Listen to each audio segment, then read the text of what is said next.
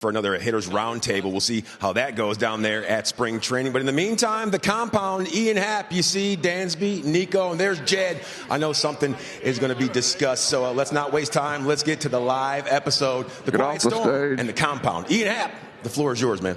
What's that? Okay. Get off the stage. They're heckling the president. Second best hat of the weekend. Jed Hoyer, everybody. Jed Hoyer. Welcome back to the Compound Podcast. This is the second annual Compound Live. Thank you, everybody, for being here. We're starting with Nico and Dansby. We got the middle infield combo. Dans? Yep, thank you. Dans, I just got to ask you, we're going to start. Last night we went cowboy hat, cowboy boots. Tonight we got the Jays and the hoodie. You're versatile, huh? Do it all, Coach. Do it all. Yeah, I mean, I was just really feeling the hat last night. Mallory was asking me if I was sure, and I said, "So you're confidence, baby. So we're just going to roll with it." And I loved it. I'm going to be honest. I really did. I got to tell you, I love a good hat. That must have been hard to travel with, though. I carried it through the airport. Yeah, I was like, can't put it in the suitcase. In the bag, The security was not having it either. They were like, "What are you doing with that?" I'm like, just scan it. I don't care what you do, but I need it for this outfit tonight. Yeah. So there were some good outfits last night. You guys see the boys? Quas with the red. I think Quas looked the best. I did. Everybody see that? Jose Quas, the red coat. Yeah. It was like kind of Matrix, but like a little New York sexy Matrix. It's like, oh my God. So I want to talk first about spring training last year. We get there, new middle infield combo. Talk about like what it was like, because you played with Ozzie for so long, and Nick, you'd been on the other side of the infield. It played second with Hav, but then had been on the other side of the infield. So like getting to know each other, getting to know that position, the up the middle stuff. Time, right? It's all about like you get those in-game experiences and figure out where each other plays. Like, it's awesome to watch you two guys go at it, because like Dan's, you go into your backhand, it's like, oh my God, I got such a good view, Coach. Yeah, you don't have to worry about getting those. Okay, I'm gonna get those. Oh my God. No, I think it just, like you said, it takes time, and we want everything right now, all the time. I mean, we hadn't even practiced together, nor like taken a ground ball together. People are like, so what's it like playing with each other? Yeah, The first double play we ever turned was Marquee Network filming us doing double plays together, talking about how we turn double plays together. Yeah. So it's like, no, it was great. But I mean, I do it with the Falcons coaching search all the time. I'm like, well, we're probably going to hire Bill Belichick, okay? Which means we're probably going to win 3 Super Bowls in the next 5 years. And it just doesn't work out the way that you always want it to or predict it to, and that's why you have to have depth. That's why you have to have good players. I mean, good players help you overcome a lot throughout the year, whether it's injuries or whether it's tough times. The team's just not playing well, or the hitters are struggling, but the pitching's doing great. And then as soon as the hitting starts going good, the pitching seems to go bad. So I've always been a fan of the more good players you have, the better your chance of success is. Yeah, let's talk about routine a little bit. Nico and I talked to the prospects a few days ago, and we were sloughing your routine because you're unbelievable. But also like cleanest locker. It's unbelievable. You have like four things in your locker. He doesn't. I'm not a man. You have the same glove for 4 years. 1 pair of cleats. You got a bat. You got some batting gloves, and you play baseball. He doesn't need any. He doesn't need any tools. He wears the same thing every day. You got it's all perfect. Yeah, that's a Vanderbilt thing. Corbs would like, if we ever had something that we left out, he would just take it. There was no like getting it back. It was just like gone forever. Yeah, like I remember someone had this workout shirt that they really loved, and they didn't have it hung up. It was just laying in their locker. Gone. Never seen again. And you start doing that to Nicky Madge to get his stuff cleaned up. Well, and I mean, honestly, it's kind of like, I mean, who makes their bed in the morning, right? I mean, I never used to, but my wife loves the bed made, so I now make the bed. And I'm learning how to be a good husband, okay? But it's the same kind of thing. Like, you want to be able to, at night when you go to bed, you want to have a a cleanly made bed. And it's the same thing with my locker. Like when I come into work, I want my locker to be clean and I know where everything is. Get a little rattled when things aren't where they're supposed to be, but yeah, no, I think there's a purpose behind it. But it played every day for your whole career, but definitely the last, what was it, 2020 on? You had played 2020 on. 2020 on, you had like missed a game. And so it was like, all right, how does this guy go about his routine? What does he do to get himself ready?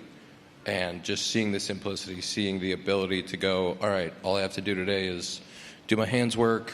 I have to go hit in the cage right before the game, and like I'll be ready to go.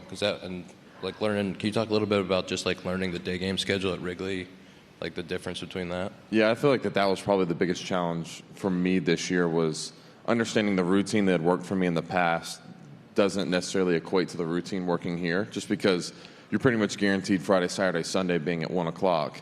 And how I had always gone about it, I guess, like in-depth wise, I'd always lifted every second day of the series. Like that was kind of my goal. So it'd be 2 to 3 lifts a week, and I would kind of do like first day would be full BP. I'd do the full ground balls and everything. The next day I would lift.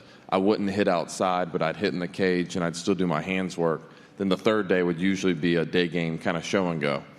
Well, now that when you're in Chicago and you have a bunch of day games, you can't just necessarily show and go every game because you'd pretty much be show and go in like half the season. Yeah, the whole season. Yeah, so I had to learn, okay, I have to lift on my getaway day at home because I'm not going to lift post-game to then get a shorter night of sleep to then play the next day. So just altering a few things and understanding how can I still get my work in to be a productive Major League Baseball player, but at the same time, how can I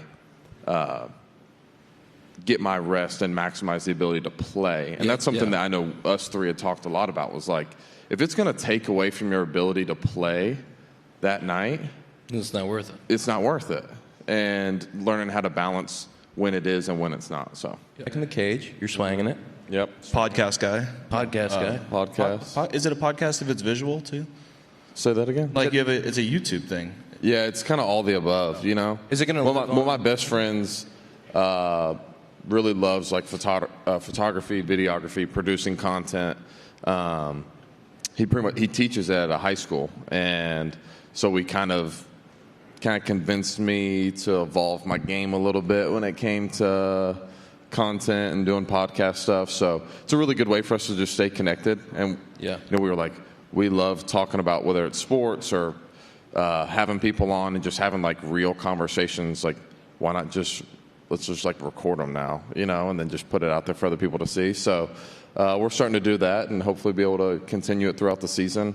But yeah, been back in the cage, you know, just trying to dial some things in. And I think the toughest part in an off season for me is there's obviously a rabbit hole, and you can go down a rabbit hole, and you know, you got this guy over here that believes in this one thing, and then you got this coach over here that believes in this one thing, and it's like, okay, if I dumb it down to the best version of myself, what does that look like, and how can I get back to being me? It's not necessarily about becoming something else. It's about becoming wholesaling. It's about becoming what makes me the best player I can be. So, and that takes a little bit of time. It really does, because you kind of go into it with a certain plan, and then you realize that I'm going to be 30 next month, you know, like doesn't work like that anymore. And so just trying to evolve, obviously, my game and, you know, continue to get better. So I've always felt like in the off season, I've had times in my career where I've tried to do wholesale stuff. I've tried to like change. No, this off season, I'm going to figure out how to hit the high heater. It's like, how?